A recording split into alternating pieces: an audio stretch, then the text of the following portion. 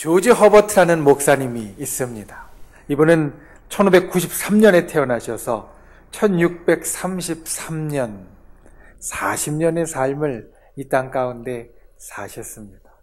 그런데 그가 남긴 것은 이 짧은 40년의 삶보다 훨씬 더 큽니다. 그는 17세기에 영국의 언어인 영어를 한 단계 수준을 높였다라고 평가를 받는 시인이었고, 또 그가 세상을 떠났을 때에는 성자라고 일컬음을 받았던 귀한 목사님이셨습니다.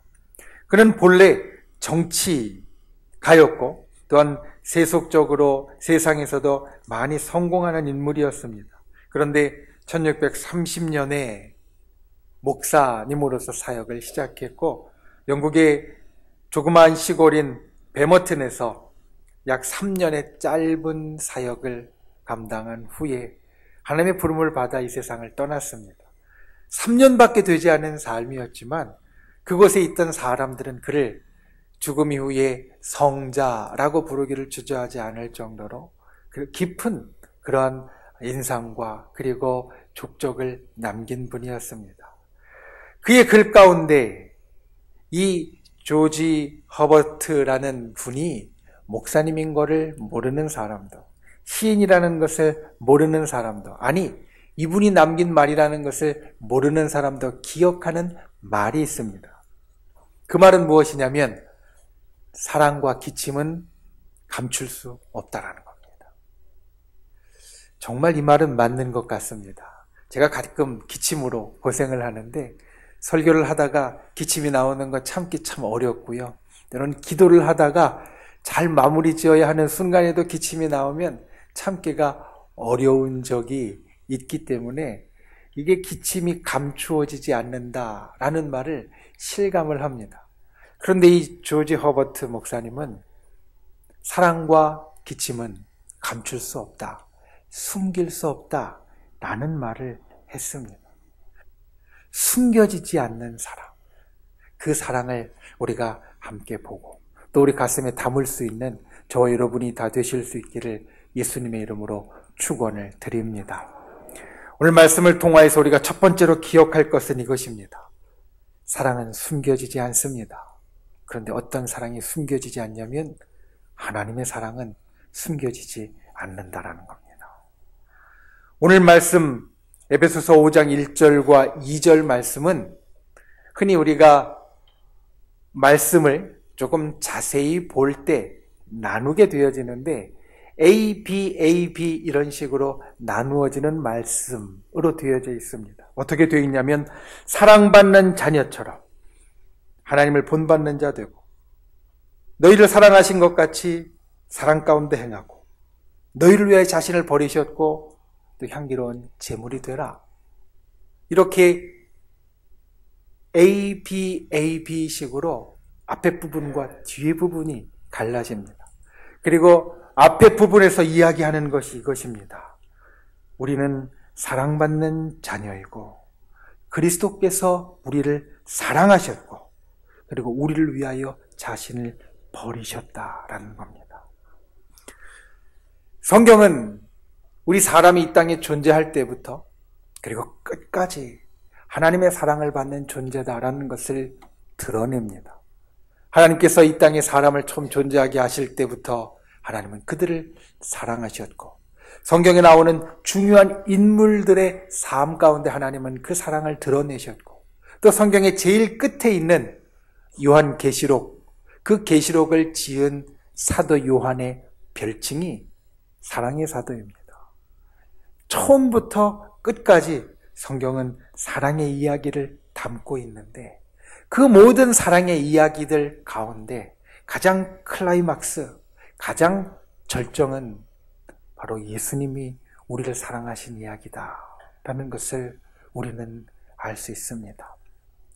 이번에 성지순례 가서 기존에 알고 있던 것과 그리고 또 새롭게 보게 되어진 것 몇 가지가 있는데 하나는 예수님의 탄생에 대한 것이었습니다.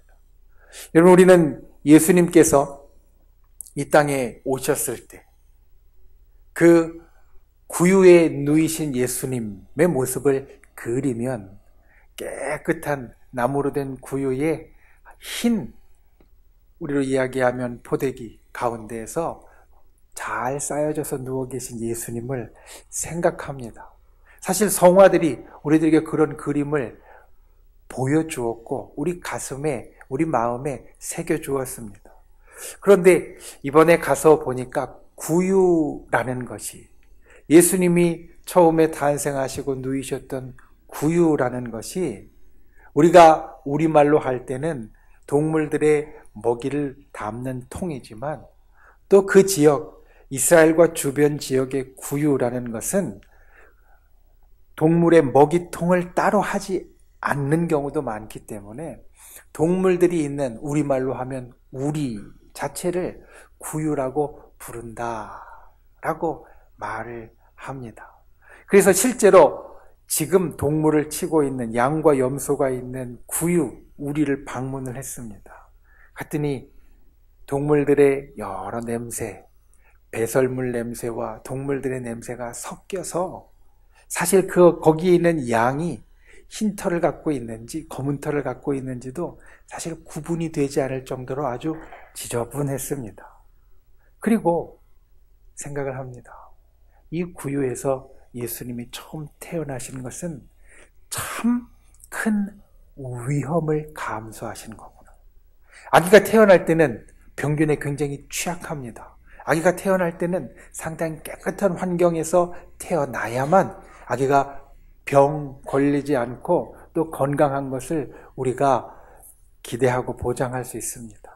그런데 보통 여느 사람들, 좀 비위가 약한 사람은 가까이 가기도 힘든 그곳, 그 구유 가운데, 동물의 배설물들이 가득한 곳 가운데에서 태어나셨다라는 것은 이 땅에 오실 때부터 아주 큰 위험을 감수하셨다라는 것이고, 그 위험을 감수하신 이유는 바로 저 여러분을 사랑하셨기 때문이었습니다.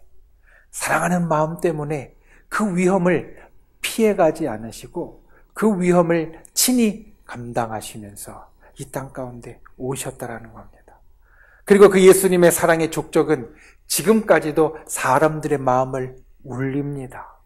성지순례의 마지막 날 예수님의 고난당하신 비아 돌로로사 길을 더듬어 가면서 여전히 많은 순례객들이 그곳에서 예수님의 마지막 행적을 같이 밟아가고 때로는 눈물 흘리면서 기도하는 모습, 그 모습들을 보면서 사람들로 하여금 여전히 여기를 찾게 하고 기억하게 하는 것은 바로 예수님께서 우리를 향하여 보여주신 그분의 그 깊은 사랑이기 때문이다 라는 것을 다시 한번 느낄 수 있었습니다. 여러분, 하나님의 사랑이 감추어집니까? 우리를 향한 하나님의 사랑은 감추어지지 않고 또 감추어질 수도 없습니다. 어떤 분들은 나는 하나님의 사랑을 느끼지 못해 라고 생각하는 분들이 있을지도 모르겠습니다. 때로는 우리의 마음을 강하고 견고하게 딱 닫아 걸면 하나님의 사랑이 들어올 틈이 없는 것 같이 여기는 분도 있을지 모르겠습니다. 그런데 하나님의 사랑이 감추어질 수 없다라는 것은 아무리 우리가 마음을 단단하게 걸어 잠그어도 거기에 조금만 틈이 생기면, 나의 마음의 견고함이 무너지는 틈이 생기면, 때로는 삶에 고난이 있어서 틈이 생기고 깊은 슬픔이 있어서 틈이 생기고, 때로는 아무것도 없어도 그냥 문득 지나가면서 경치나 사람이나 음악이나 소리를 듣고 내 마음에 틈이 생기면 그때 하나님의 사랑은 느껴지게 되고 내 마음 가운데 들어오게 되어 있다는 겁니다. 평상시에는 단단하게 걸어 잠그어서 아무것도 못 들어올 것 같은 마음에도 조금만 틈이 생기면 하나님의 사랑은 훅 들어오게 되어 있고, 그리고 하나님의 사랑은 우리의 삶 가운데 감춰질 수 없다는 것을 드러낸다는 겁니다. 흔히 인생은 보물찾기와 같다라고 이야기를 합니다. 보물찾기 해보셨습니까? 보물을 찾는 사람이 아니라 보물을 감추는 사람이 한번 되어보셨습니까?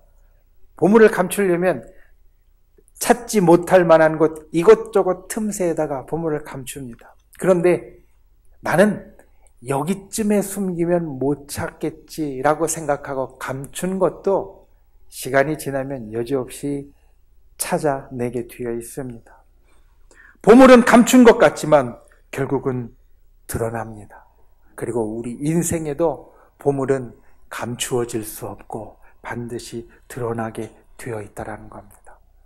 우리 인생에 있어서 가장 큰 보물, 하나님의 사랑을 여러분, 저와 여러분이 가슴에 항상 느낄 수 있길 원합니다.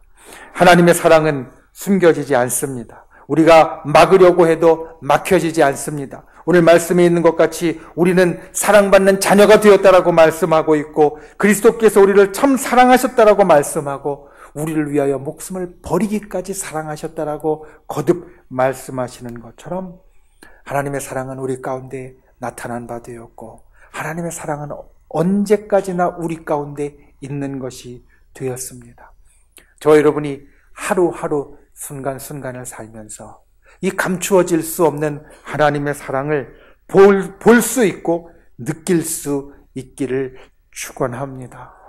기침이 감출 수 없는 것 같이, 숨겨지지 않는 것 같이 하나님의 사랑도 우리 가운데 숨겨지지 않습니다. 내가 막으려 해도 막혀지지 않습니다. 우리가 그 사랑을 보아야 하고, 그 사랑을 느낄 수 있어야 하고, 그 사랑에 감격할 수 있어야 합니다. 숨겨지지 않는 하나님의 사랑, 그 사랑을 항상 저와 여러분의 삶 가운데 담아갈 수 있기를 예수님의 이름으로 축원을 드립니다. 두 번째로 사랑을 드러내야 합니다.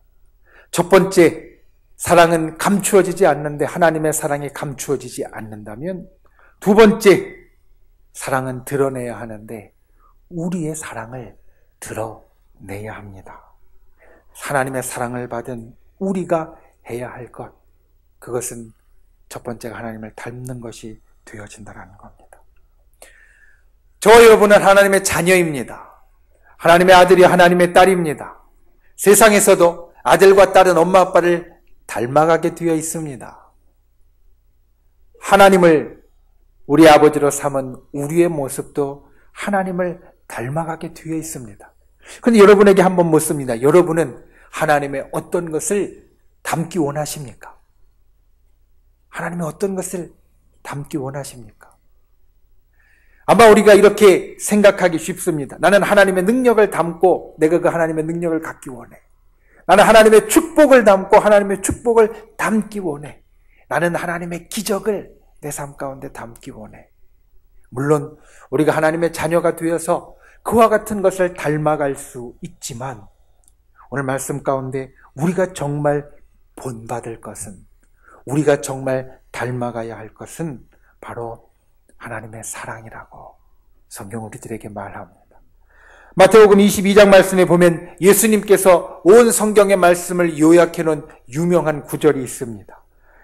마태복음 22장 37절부터 말씀을 보면 예수께서 이르시되 내 마음을 다하고 목숨을 다하고 뜻을 다하여 주 너희 하나님을 사랑하라 하셨으니 이것이 크고 첫째 되는 계명이요 둘째도 그와 같으니 내 이웃을 내 자신같이 사랑하라 하셨으니 이 두 계명이 온 율법과 선지자의 강령이니라. 예수님께서 온 성경의 말씀을 두 개로 요약해 주셨는데, 그 두 개로 요약해 주신 첫 번째가 내 마음을 다하고 목숨을 다하고 뜻을 다하여 하나님을 사랑하라는 것이고, 두 번째가 내 이웃을 내 자신같이 사랑하라라는 말씀입니다. 그리고 오늘 이 말씀을 듣는 우리는 이 첫 번째와 두 번째에 공통된 것이 있는 것을 알게 됩니다. 무엇입니까? 사랑입니다. 하나님을 사랑하고 이웃을 사랑하라는 것.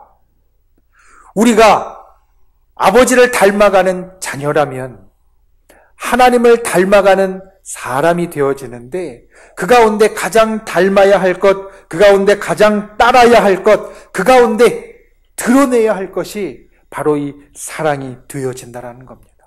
우리로 사랑 가운데 행하라. 오늘 5장 2절의 말씀은 그렇게 이야기를 합니다.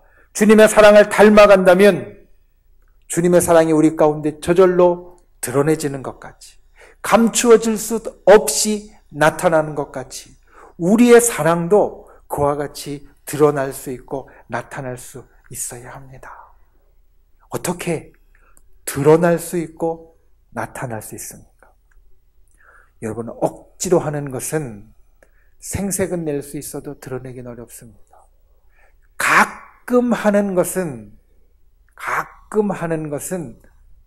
가끔 시기를 놓치면 아무 의미가 없을 수도 있습니다.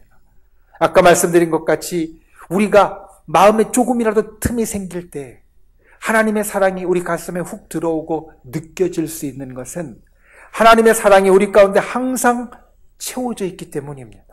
하나님의 마음이 우리 가운데 온통 사랑으로 덮여져 있기 때문입니다. 그러니 어디에서든지 틈이 생기면 거기로 하나님의 사랑이 들어올 수 있게 되어지는 겁니다. 우리의 사랑도 마찬가지입니다. 우리의 사랑이 드러내려면 가끔 행하는 것으로는 부족합니다. 억지로 하는 것으로는 안 됩니다.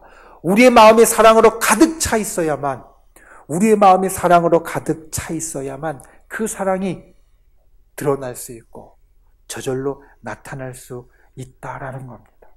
마음의 일부분에 사랑을 담거나 여러 행하는 것 중에 몇 가지로 사랑을 행하는 것이 아니라 우리의 마음이 사랑이 가득할 때 그 사랑이 드러나게 되어 있다.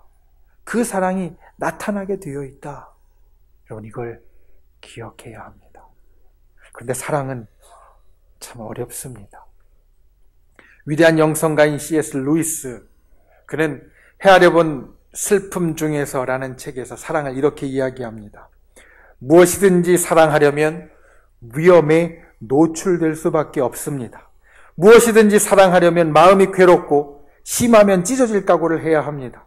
상처 하나 없이 안전하게 지키고 싶다면 아무한테도 마음을 주지 마십시오. 심지어 동물한테도 마음 한 조각도 허락하지 마십시오. 누구와도 얽히지 마십시오. 그저 마음을 이기주의에 관해 넣고 꼭 잠그십시오. 그리고 뛰어넘어가서 이렇게 이야기합니다.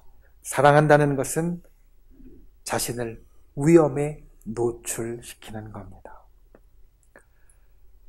C.S. 루이스는 이 말을 통해서 두 가지를 말합니다. 사랑한다는 것은 쉬운 일은 아니지만 사랑하지 않는 것은 관에 들어가 뚜껑 닫는 것과 같으니 힘들고 어려워도 살아있다면 사랑하게 된다는 겁니다.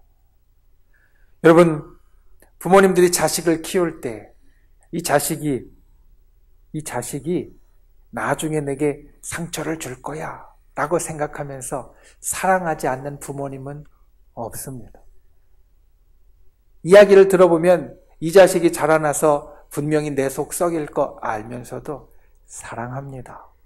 그리고 언젠가 자녀들은 그것을 깨닫게 됩니다. 사랑은 이렇습니다. 사랑은 상처받을 줄 알지만 하는 것이고 또 시간이 지나면 그것을 느낄 수 있게 만들어주는 것이 사랑이라는 겁니다.